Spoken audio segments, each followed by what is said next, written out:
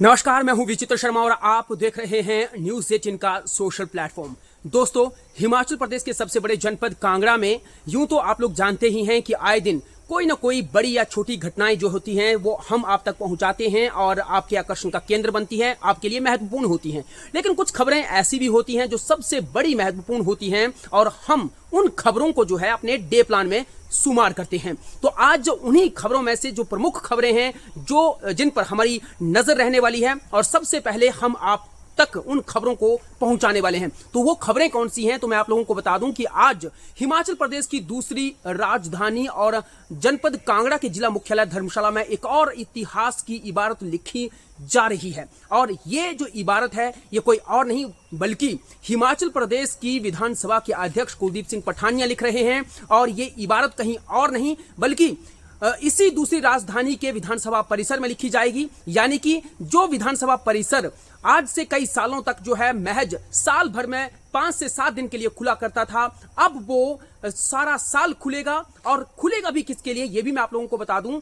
जो आगंतुक होते हैं, जो सैलानी होते हैं, जो टूरिस्ट होते हैं, ये जो स्थानीय लोग होते हैं, उन लोगों के लिए खुलने जा रहा है। ये बहुत बड़ा ऐतिहासिक फैसला है दोस्तों। और ये ऐतिहासिक फैसला लेने के लिए सरकारों को कई साल लगे, या यूं कहें कि अब जाकर जो है ये एक बहुत बिरले मन से जो है ये फैसला लिया गया है। और इसका स्वागत जो है चहुं और हो रहा है कि अब जो एक तरह से एकांतवास में बिल्डिंग रहा करती थी, इतना बड़ा भवन, इतना बड़ा संवैधानिक भवन जो है, जो पूरी तरह से या यूं कहें कि लोकतंत्र का जो मंदिर है वो एकांतवास में रहता था सारा साल भर, अब वो लोगों की नजरे दीदार होगा, लोग वहां पर जा पाएंगे, उसको देख पाएंगे। तो उसके लिए जो है तैयारियां मुकम्मल की जा चुकी हैं। अब बस सिर्फ और सिर्फ उसकी औपचारिकता निभाई जानी है, फीता काटा जाना है। और वो जो फीता है कोई और नहीं काटेंगे बल्कि विधानसभा के सबसे तेज तर्रार नेता और अध्यक्ष कुलदीप सिंह पठानिया काटने वाले हैं।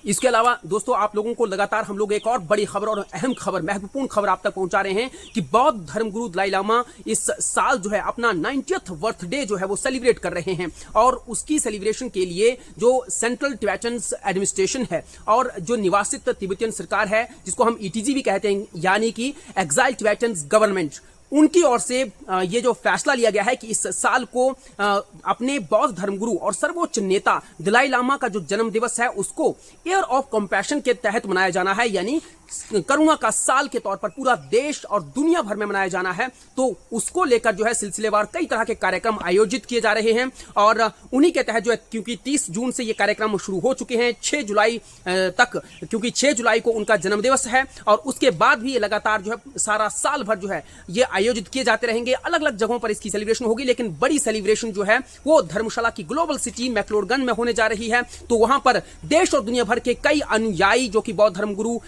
दलाई लामा में आस्था रखते हैं, वो यहां तक पर पहुंचने शुरू हो चुके हैं। उनकी रिहाइश के लिए, उनके खाने पीने के लिए और उनके घूमने फिरने की तमाम सारे इंतजाम यहां पर किए गए हैं। और सर्वधर्म सम्मेलन के तहत तमाम धर्मों के जो बड़े संत हैं, जो तमाम धर्मों के धर्मांध अधिकारी हैं, वो भी जो है यहां पर पहुंच चुके हैं। सर्वधर्म सम्मेलन चल रहा है और खुद बौद्ध धर्म के कई मठों के जो बड़े जो मठाधीश हैं वो भी यहां पर पहुंच चुके हैं। और उन्हीं की उपस्थिति में, उन्हीं की मौजूदगी में जो है खुद दलाई लामा जो है अपने आने वाले जो जितने अनुयायी हैं उनको निहाल कर रहे हैं अपनी अमृत वाणी से, अपनी करुणा, अहिंसा और सत्य की धर्म पर चलने वाली वाणी से। वो लगातार उनको जो है रोज निहाल कर रहे हैं। और अब बस इंतजार हो रहा है कि कब वो अपने उत्तराधिकारी की घोषणा करे। कहा तो ये जा रहा था कि बीते कल ही वो अपने उत्तराधिकारी की घोषणा करने जा रहे थे, लेकिन अब हो सकता है कि वो आज करें। तो इस तरह से इंतजार है